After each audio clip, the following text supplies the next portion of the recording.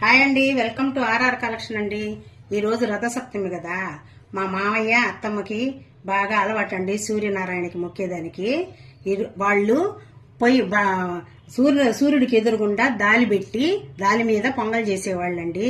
నాకు ఇప్పుడు అంత శక్తి లేదు, అందుకని నేను ఇంట్లోనే పొంగల్ చేసుకున్నానండి. ఈ విధంగా 2 దీపాలు తీసుకున్నాను, తాంబూలము, టెంకాయ, కడ్డీలు, పువ్వులు తీసుకున్నాను.